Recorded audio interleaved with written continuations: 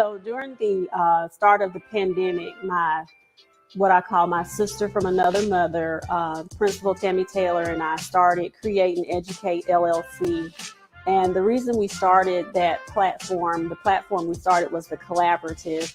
What we were seeing was that we were both educators, we were both educational leaders. We were hearing a lot from students, teachers, and parents, the complaints of, it's too much work being sent home. The parents didn't really understand how to work with their children. The children were frustrated. Everybody was frustrated, but no one was really talking to one another, just more about one another and pointing fingers. So we started the collaborative in order to minimize that, to bring everyone into the same space, and to bring awareness to what needed to happen during the pandemic in order for our students to best be educated with the help of parents and the educators that were sending them, the work that was needing to be done at home. In 20 years, I hope to have accomplished a lot. Definitely inspiring others, definitely an inspiration and example for not just my two daughters, but several other girls in the community and in other places that I work with, people that I mentor, educators that I mentor. But I really hope that I have made an impact on education and children. We have a program through Create and Educate called the R.E.A.L.L Academy for Girls, and it focuses on providing cultural relevant education specifically for girls. But we also work with a partner who focuses on African American males. We were able to raise our school report card grade levels, 2 grade levels in 1 year. A lot of the basis of that had to do with making sure that cultural relevant pedagogy, literacy, the knowledge was there for students. So we really have placed a great deal of that in our program, the R.E.A.L Academy for Girls. And the person that we work with, we're partnering for the young men, is doing the same thing for young men as well.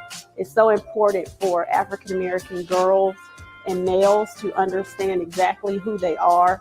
And a lot of times that is not taught in school. They see imagery that is, not very representative of who they actually are. They really don't know their true culture or true heritage, that so many things that are here in our culture was derived from the ancient culture of Africa. So when you know that, you operate differently. And when we really start to educate our children, they will know who they are and can come into their own. So in 20 years, I hope that several children have been inspired to be able to do that. Good morning, everyone. Good morning, Tammy. Good morning, Sheka. Happy Saturday, everybody. Welcome. Yes, happy Saturday. And as you all can see, Tammy is on location. She has been traveling this week from, first she was at Myrtle Beach, and now she's in Columbia because she has a meeting. What's the organization, Tammy, that you're vice president of? South Carolina Early Childhood Association. Yes, I have been in training all week long, and it's been great. We have meetings this morning, so we would be meeting during the time that we would ordinarily be recording, and we had a really productive business meeting last night. So great experience. Well, that's awesome. Yeah. And so you all won't see your comments coming up, putting them up, because we, like Tammy said, we are pre-recording this because of her meeting today. But still tell us where you're from and what you do. We still go back through and read all of the comments, and we make comments, and I'll probably even be in the comments during the time that this airs at 10:30. And thank you all for joining us. We appreciate your continued support. And we are continuing our teaching reading series. Everything that we bring to you is based on the framework that you see here, that we've created to provide leaders with a roadmap to cultivate a strong culture in your school, as well as students who are performing. It is something that we used, strategies that we used is based on the philosophies of Ron Edmonds, and Tammy's going to go through the entire acronym with you? Yeah, so our R.E.A.L.L acronym is representative of what we believe to be foundational for school improvement. So we, of course, start with the R, which is respect. And as you can see, is the door that opens to all other aspects of what you do. E is for excellence, A is for accountability, and we have double L's for literacy and leadership, because we do believe that literacy is the undercurrent that takes you from point A to point B all the way to Z, and will help us to get our students ready to be successful in all aspects of life. And of course, the literacy framework has that same R.E.A.L.L acronym as well. And that acronym actually stands for relevant, exciting, accessible lessons learned through reading. And that's important to us because we believe that representation is very, very important. You heard Sheka talk about that in her video that I think is absolutely outstanding. Thank you, Tammy. And Tammy and I both have 40 years of experience between the two of us in education as teachers. I've been an assistant principal. She's worked at the district level. I currently work at the district level, and we've also been principals. And Tammy's currently a principal at the elementary level. I'm at the district level now, and most of my experiences have been at the middle level. So these are not things that, we've read about. These are things that we have experienced. And we were able to raise our school report card grades, 2 and 3 report card grade levels in 1 year, using a lot of the strategies that we talk about. And we know how difficult it is a lot of times for principals who are charged with improving schools to improve reading. And the reason we came up with the roadmap is because we didn't have one when we were trying to do these things. We had to do a lot of research, seek some outside help, and we just felt like this would make it a lot easier for principals who find themselves in these situations to try to improve. So this is something that we're passionate about helping leaders with and helping schools improve because, again, from our experiences, this is what has worked for us. And another reason we're passionate about literacy, and we've been dubbed the literacy leaders, is that we feel it is the key to equity in education. Since 2007, 33% of fourth graders have scored below basic in reading, and 21 to 23% of adults in the U.S. are at the lowest level of literacy.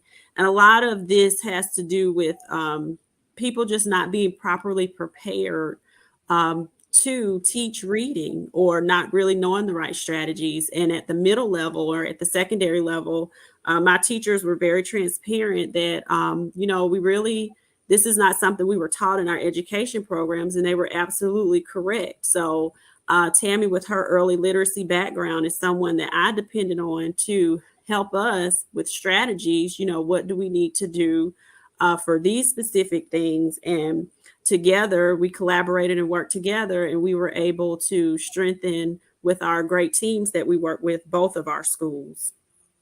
Absolutely.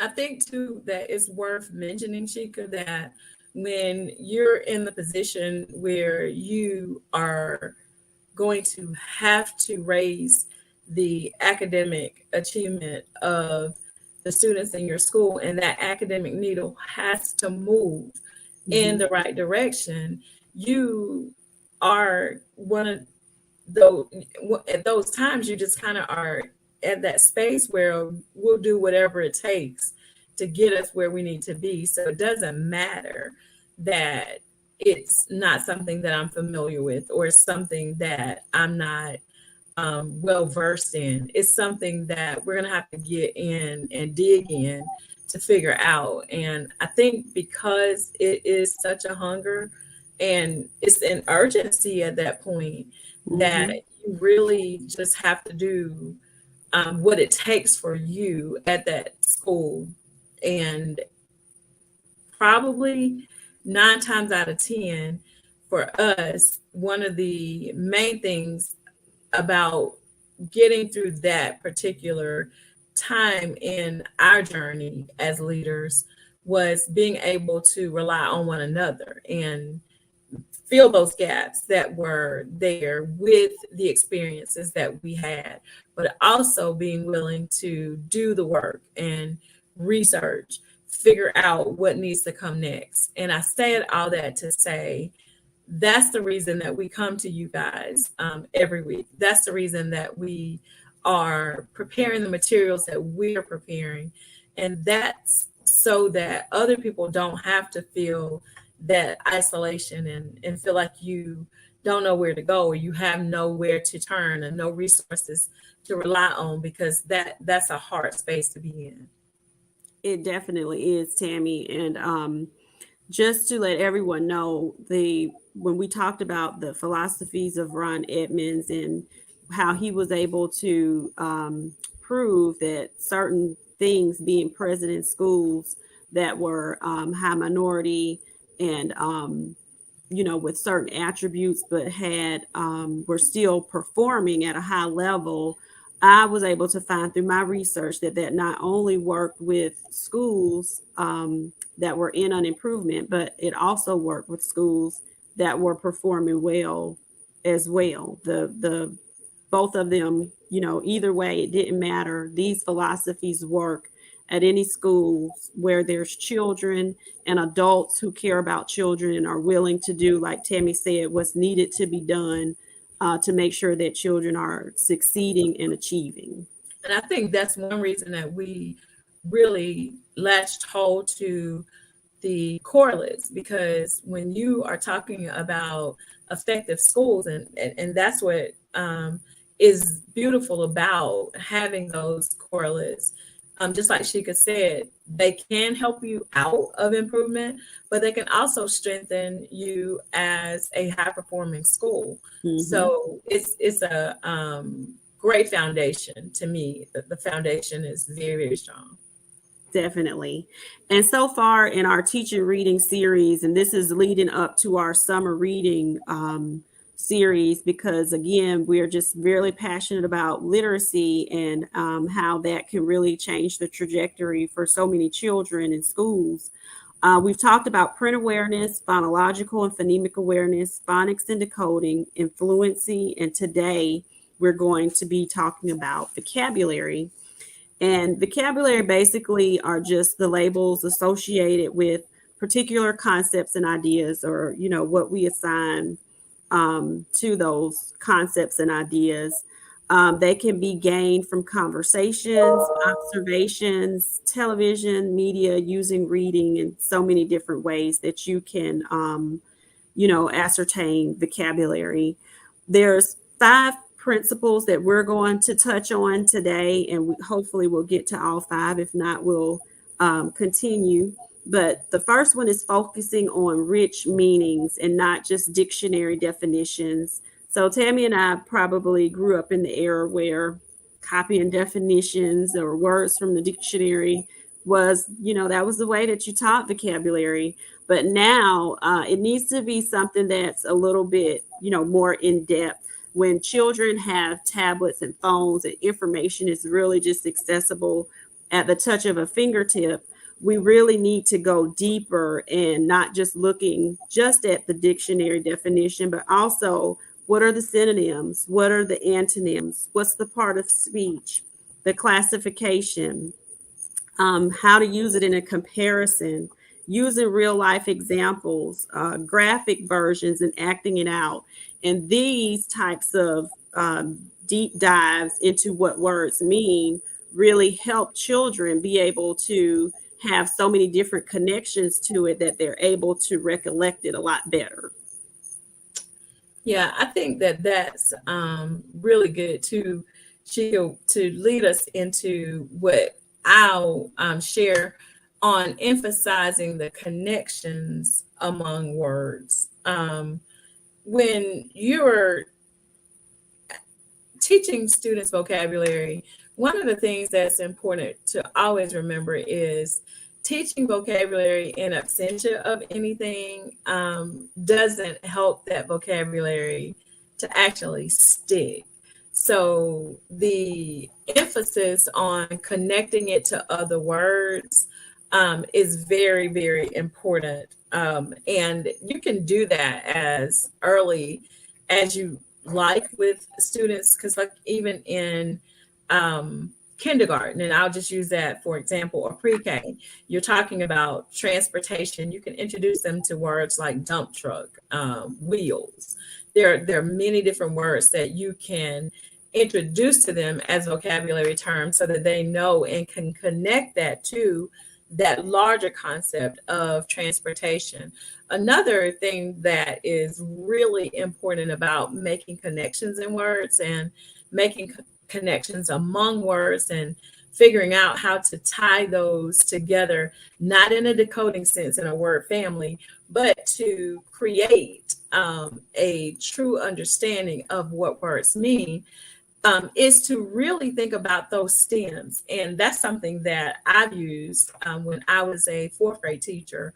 That probably was the thing that really caused my students to be so successful, especially on those end of year assessments. And when you teach them those Latin roots and stems, that helps them to make those associations from words to word. Definitely, Tammy. And your what you've stated, teaching things in absentia, is a great segue into my next one, which is promoting the usage of words. So it's not just enough just to study those meanings, like even in the different ways that we've already talked about, but also teaching the children how to use them, identify them in their reading and use them in their writing, speaking, and listening. So we have to create these opportunities within our lesson for these things to happen. And a lot of times at the middle level, we use novel studies with students. And this is a great way for teachers to be able to do that and have students collaborate together around taking their words that, whatever words that they are maybe working on, and forming cooperative groups where they're talking about, how they can use these words in additional settings, or let them use them in their speaking and listening, and, maybe identify how they've used them in a writing or how they've even shown up in a novel. So, again, not teaching it in absentia really helps the students to be able to connect better. And then when you promote the usage of the words with them in some type of collaborative group, again, that just really helps with those connections. Yes, and then the next one is reviewing being so imperative.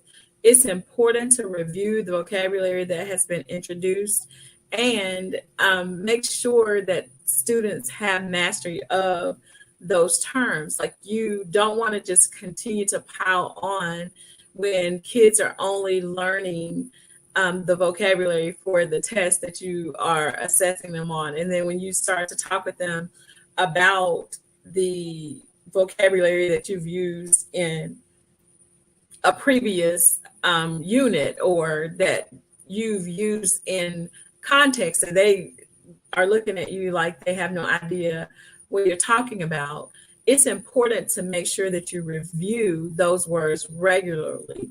And one strategy that some people use in this area is to include old or previously learned vocabulary words with new vocabulary. When you're going through the year, just continue to weave those words that you've learned at the beginning of the year throughout the year, so that the kids maintain mastery of the words and that they truly do learn them. And it's not just for the test.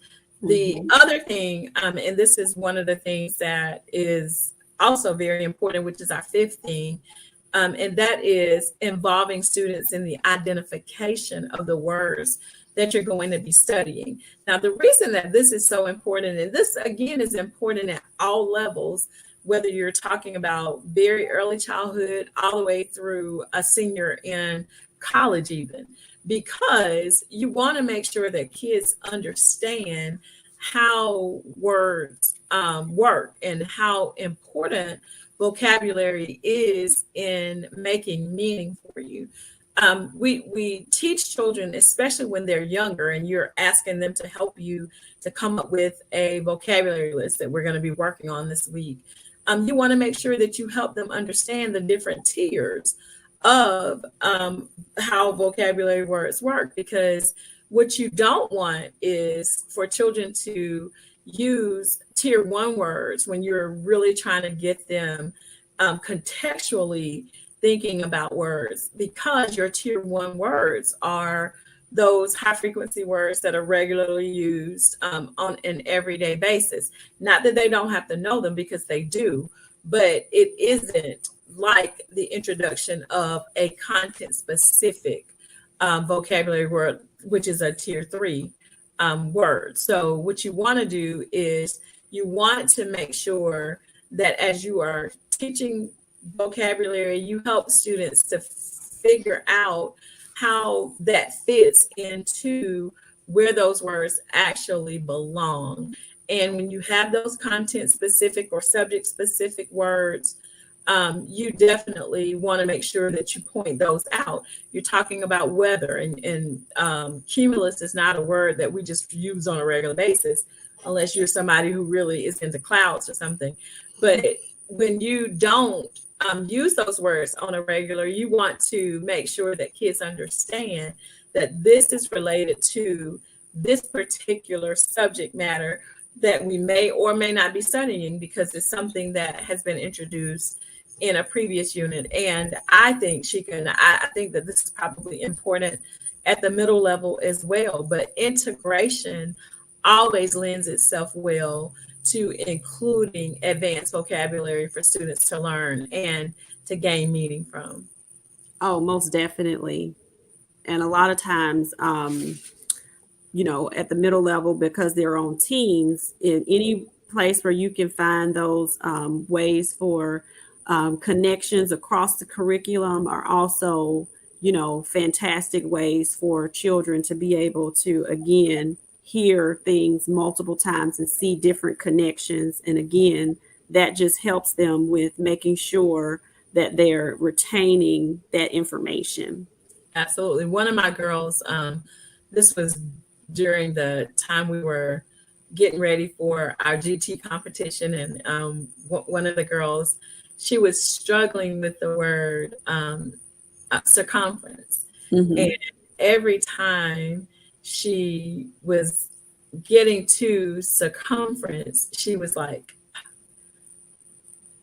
I know this word. I know this word. And I told her, I said, Tyra, listen, you've learned what circumference is. And she said, I know. And she was able to talk about exactly what the circumference was, what was throwing her off. And this was what happened every single time we got there. Diameter was really the word that she was afraid of. She couldn't remember how to say the word diameter. So it's just completely thrown off. Like, what this is. Mm-hmm. And because we were able to reassociate that with prior learning, mm-hmm. she was able to remember. It was like, okay, I don't know why, Miss Taylor, I was just not being able to get that. But we provide those experiences that help students to be able to hold on to those words that they learn, whether they are being taught in context, or if they are just being taught in that particular subject that you are actually working in at that moment, as long as it's not something that we expect them to do in absentia. And that was what was wrong. She was trying to say a word because she thought that was what needed to be said, rather than really connecting that to what she had learned in math. Thank you for sharing that example. And you're right. We do provide those experiences. So that is very important, to be able to reconnect students to prior learning and background knowledge. All of that is important, just as Tammy stated. So we have reached our time. We hope that this information has helped you. If this is something that you need at your school in developing as a leader, your literacy plan for the year in order to grow your students, or a teacher, we do professional development as a group, or either one-on-one professional development as well. Tune in to us every Saturday at 10:30, and tune in to Principal Kafele that is coming up next. And go to his page or the Virtual Leadership Academy page. Tune in to us on Tuesday. The collaborative is the first Tuesday of the month. This will be our teacher appreciation episode, and we are so appreciative of all of our teachers. Next week is Teacher Appreciation Week, so we can't wait to celebrate our teachers. And we hope that you all have a great, safe weekend. And Tammy, safe travels. Thank you, Sheka, and everybody. Enjoy the rest of your Saturday. Oh, join Principal Hurt. He's going to be on tomorrow. Okay. Yes, join Principal Hurt, as well as also Josh Tovar. Yes, I'm sorry. Yes, and his group as well. We're all part of the Fantastic Four that Josh calls us. Thank you all. Thanks, guys. Have a good rest of your day. Yes, thank you.